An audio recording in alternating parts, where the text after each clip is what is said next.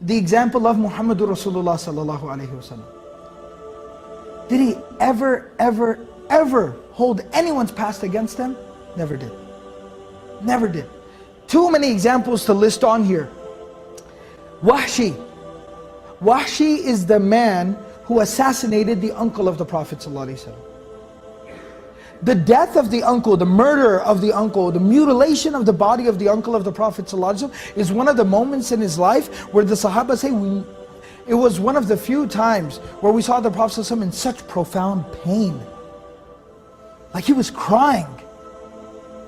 He was so deeply hurt that when they came back into Medina, the Battle of Uhud, many Muslims had died on that day.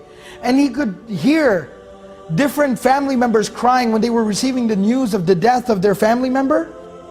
The Prophet ﷺ started to cry as they were walking into Medina, and he started to say, today there is somebody crying for everyone who's died, but there's nobody crying for my uncle, because my uncle's own family was the one who did this to him. That's how much pain he felt. But the man who carried out the assassination, the hit on Hamza radiallahu anhu, Wahshi, not only does the Prophet ﷺ not hold a grudge against him, but the Prophet ﷺ is the one who is having letter after letter after letter sent to Wahshi. Tell Wahshi to become Muslim.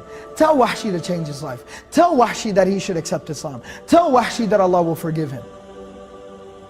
That's how merciful the Prophet ﷺ was. That's how willing he was to overlook people's past.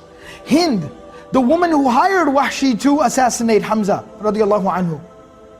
And after he goes to her and he tells her the job is done, she goes down into the battlefield, she walks up to the dead body of Hamza lying there, she pulls out a dagger, she cuts his ears, his nose and his tongue out, strings them up and keeps them as a souvenir. This is a woman. She then takes the dagger, puts it in his body, rips his body open, pulls out his internal organs and mutilates his body. This is a woman. She takes his clothes and rips his clothes off and completely exposes his body. A woman who did this. That's how much he hated the Prophet ﷺ.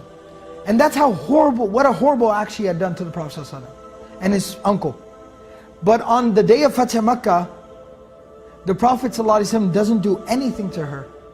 And when she comes to the Prophet ﷺ to accept Islam, ahlan wa sahlan, marhaban bikum.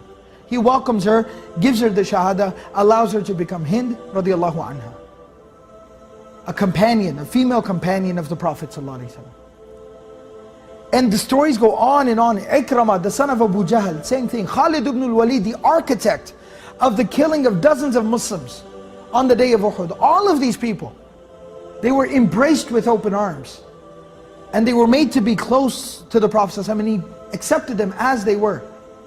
And that's not all, those are people that did something against him, even people who were just bad people in society. The Prophet ﷺ embraced him with open arms.